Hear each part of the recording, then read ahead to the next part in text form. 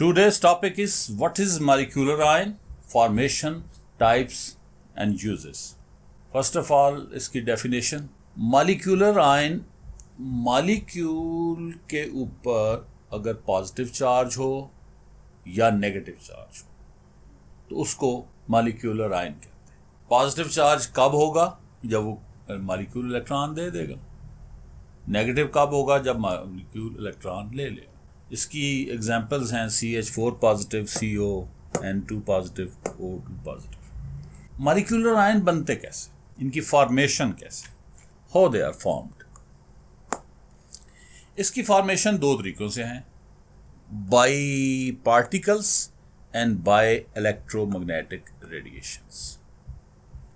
Particles में हम electron ले सकते हैं, अल्फा पार्टिकल ले सकते हैं कि जो हीलियम न्यूक्लियाई हैं, न्यूट्रॉन ले सकते हैं. तो ये जो हम दिखा रहे हैं इसमें मीथेन गैस है, ये गैस की फॉर्म में होना चाहिए. तो इसके ऊपर इलेक्ट्रॉन की बीम मारी जा रही है जिसकी एनर्जी 10 to 15 इलेक्ट्रॉन वोल्ट है. ये इलेक्ट्रॉन की बीम मीन जब कोई भी चीज़ एक स्ट्रेट लाइन में मूव कर रही हो, जैसे छत की बीम होती है सीधी, ठीक है. तो ये बीम हम मार रहे हैं तो ये इसके एक इलेक्ट्रॉन के साथ स्ट्राइक करेगी. अगर इसमें एनर्जी ज़्यादा है, ज़ाहिर है हमने ज़्यादा एनर्जी वाले दी होगी, इससे कम एनर्जी होगी तो वो इलेक्ट्रॉन बाहर नहीं निकलेगा. तो जब ये इससे एनर्जी ज़्यादा होगी ख़ास लिमिट पे तो फिर ये इलेक्ट्रॉन बीच में से नॉक आउट होके ये चला गया, ठीक है. और जिस इलेक्ट्रॉन ने मारा था वो ये. अब यहाँ से ये इस जगह पे ये इलेक्ट्रॉन मिसिंग है, इस दायरे में देखो इलेक्ट्रॉन मिसिंग. अब एक इलेक्ट्रॉन निकलने की वजह से इसके ऊपर चार्ज क्या आ गया? Positive. This is how molecular ion is form. कि किसी भी पार्टिकल की आप बम्बार्डमेंट कर दें, एक सूटेबल एनर्जी उसकी होनी चाहिए ताकि वो उसको निकाल दे. जैसे कोई बंदा प्यार से किसी को मुक्का मारे, ठीक है, तो क्या होगा? कुछ भी नहीं होता, लोग लड़ते रहते हैं. लेकिन बॉक्सर मारता है तो वो दांत बाहर निकाल देता है, ठीक है. तो यानी इतनी ज़ोर से पार्टिकल्स लगें कि बीच में से निकल जाए, इतनी एनर्जी होनी चाहिए. इसमें सॉलिड की आयनाइजेशन हो सकती है क्या? हाँ, सॉलिड की आयनाइजेशन होती है इलेक्ट्रो, आगे मैंने पॉइंट लिखा हुआ, इलेक्ट्रो स्प्रे आयनाइजेशन है. सॉलिड के ऊपर उसको एलिमिनेट किया जाता है लेज़र से, ठीक है.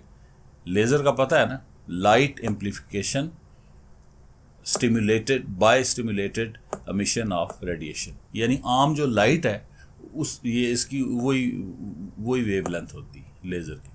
तो उसके साथ सॉलिड जो है वो भी आयनाइज हो जाते हैं. लेकिन आम जो मैस स्पेक्ट्रोमीटर है उसमें गैस फॉर्म में आ जाते हैं.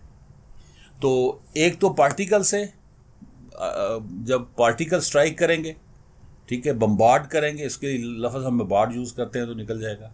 दूसरा ये है by electromagnetic radiations, X-ray. Electromagnetic radiation की वो किस्म है जिसमें सिंपल, ये देखो ना, ये समझ लो ऐसे, लाइक दिस.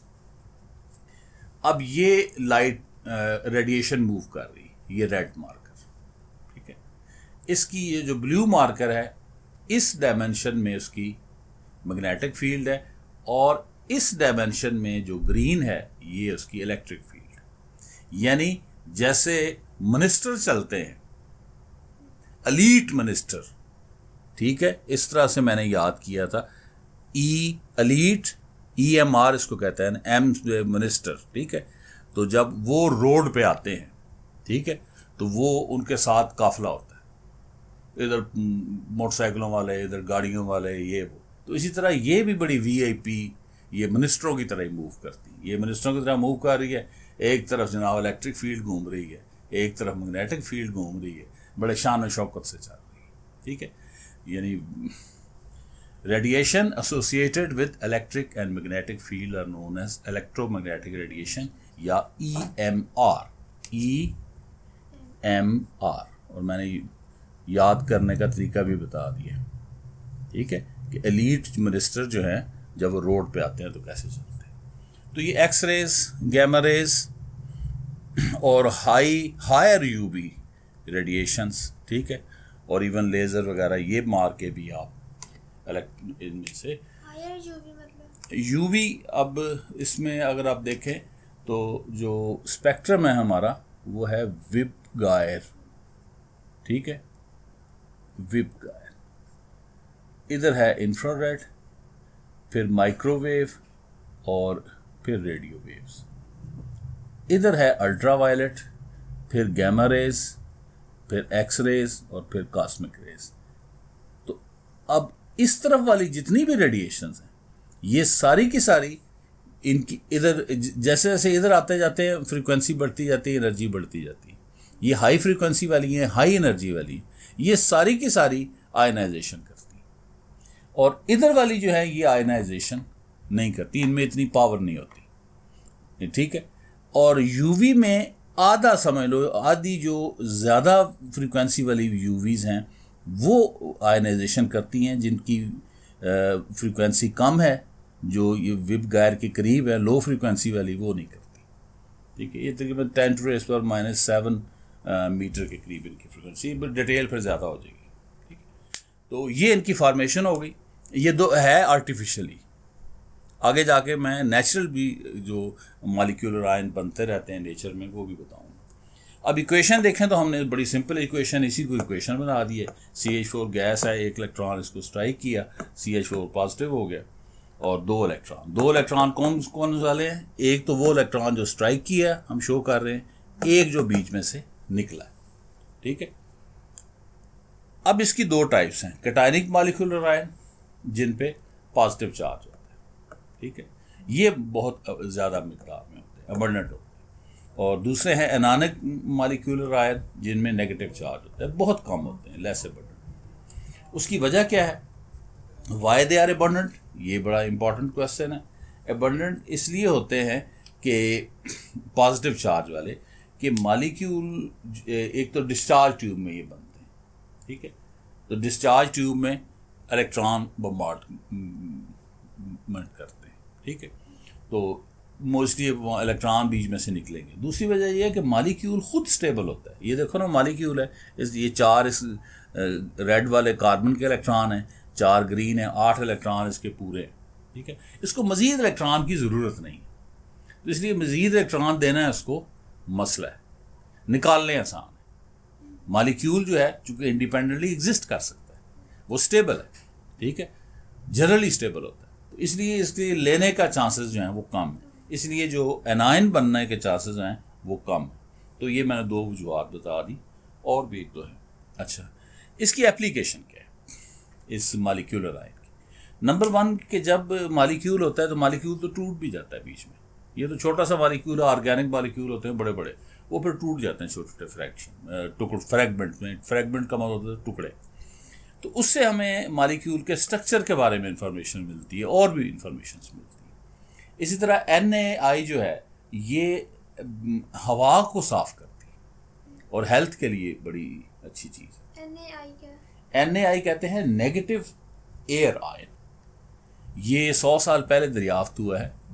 प्लांट भी जनरेट करते हैं और NaI जनरेटर भी होते हैं। तो ये फ़िज़ा को साफ करते हैं, ठीक है, और ह्यूमन हेल्थ के लिए बड़े फ़ायदा मंद है, ठीक है। ये मतलब प्लांट से नेचुरली भी प्रोड्यूस हो। तो अब डेली लाइफ एग्जांपल्स में अगर हम देखें कि क्या ये हमारी आम जिंदगी के अंदर भी कोई मॉलिक्यूलर आयन बन रहे हैं, तो जो फ्लोरेसेंट ट्यूब ट्यूब होती है घरों में हमारे, ठीक है, वो एक्चुअली डिस्चार्ज ट्यूब होती है। तो उसमें से एक तरफ से कैथोड रेज जो कि इलेक्ट्रॉन है वो आ रहे हैं, और ट्यूब के अंदर जो गैस होती है उसमें से इलेक्ट्रॉन निकलते हैं, उसके इलेक्ट्रॉन नॉकआउट होते हैं, जैसे मीथेन में से निकले।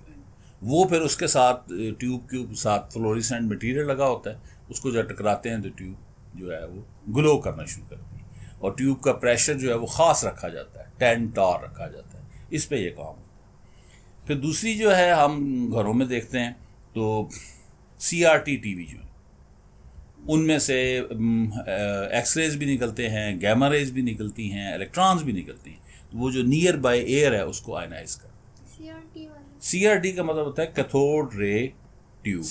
और पुराने टीवी जो बड़ा सी पीछे से होते थे, अब वो दूसरे आ गए हैं, LED आ गई है, LCD आ गई है, और दूसरे वो उसके प्लाज्मा आ गए, उनमें ये बहुत कम निकलती है, एक्सरेज, गैमा रेज, वो बहुत कम निकलती है। फिर रेडियो एक्टिव डिके जब भी होगा, जब भी कोई चीज़ रेडियो एक्टिव है जो रेडिएशन निकालती है, उसमें से अल्फ़ा पार्टिकल निकलते हैं, बीटा पार्टिकल निकलते हैं, और उसमें से गैमा रेज निकलती है, तो उनकी एनर्जी इतनी होती है, ठीक है, कि वो किसी भी मॉलिक्यूल में से इलेक्ट्रॉन को नॉकआउट कर सकते हैं। तो जितने भी रेडियो एक्टिव हैं मटेरियल या जितने भी हैं, वो नेचर में बहुत सारे पहाड़ों में पाए जाते हैं, ठीक है, वो सारे रेडियो एक्टिव। लेड के बाद सारे रेडियो एक्टिविटी शुरू हो जाती, लेड एलिमेंट के बाद 82 के बाद सारे शुरू हो जाते हैं, रेडिएशन निकालते रहते हैं। तो इसलिए नेचर में भी जहाँ भी रेडियो एक्टिव एलिमेंट्स हैं, ठीक है, हर प्लांट के अंदर C14 होता है, C12 भी होता है, 14 भी होता है, जो भी रेडियो एक्टिव हैं चीज़ें, तो वो उनसे भी होती रहती। फिर एक एग्जांपल है ओरा बोरियलिस और ओरा ऑस्ट्रेलिस।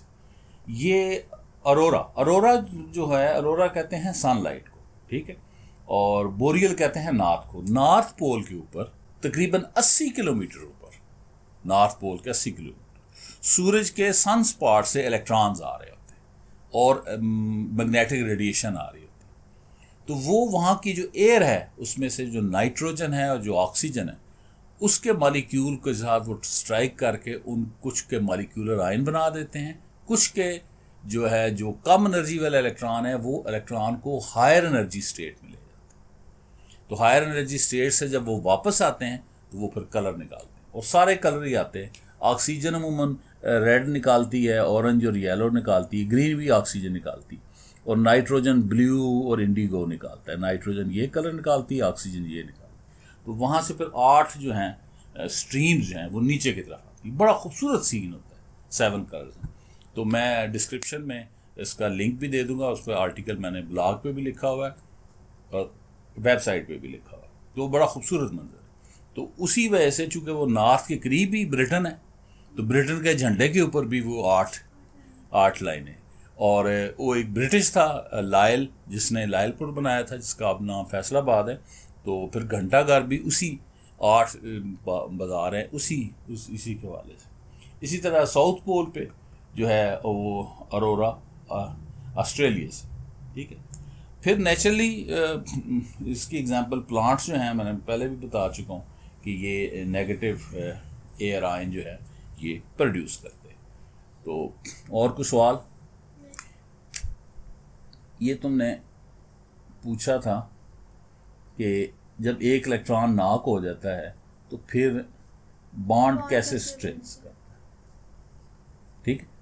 इसमें होता ही है कि इस पे जब अब यहाँ से इलेक्ट्रॉन निकल गया, फर्ज करें 2 हाइड्रोजन, तो ये इलेक्ट्रॉन इधर पॉजिटिव इसको अट्रैक्ट करेगा, इलेक्ट्रॉन इधर आ जाएगा, इसका चार्ज खत्म हो जाएगा और पॉजिटिव इधर आ जाएगा। जब इस पे पॉजिटिव आ गया, इलेक्ट्रॉन इधर आ जाएगा, ठीक है, और इसका पॉजिटिव खत्म हो जाएगा और इस पे पॉजिटिव चार्ज आ जाएगा। जब इस पे पॉजिटिव चार्ज आ जाएगा तो इलेक्ट्रॉन इधर मूव कर जाएगा, यहाँ से इलेक्ट्रॉन खत्म हो गया और इसका पॉजिटिव चार्ज खत्म हो जाएगा और इस पे पॉजिटिव चार्ज, तो ये बीच में ऐसे रोटेट करता है। तो सिंगल इलेक्ट्रॉन का बॉन्ड बन जाता है।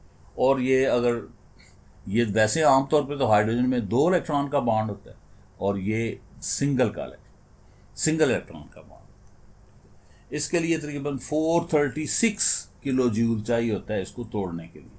इसको तोड़ने के लिए 210 किलो जूल चाहिए होते हैं, अंदाज़ा कर दो, यानी उससे हाफ स्ट्रेंथ इसकी होती है। तो सिंगल इलेक्ट्रॉन जो है वो भी बॉन्ड जो है वो बना लेते हैं। फिर इलेक्ट्रॉन मूवमेंट वगैरह भी करके अपने आप को स्टेबल जो है वो कर लेते हैं। Any other question? बात समझ आ गई? Thank you very much.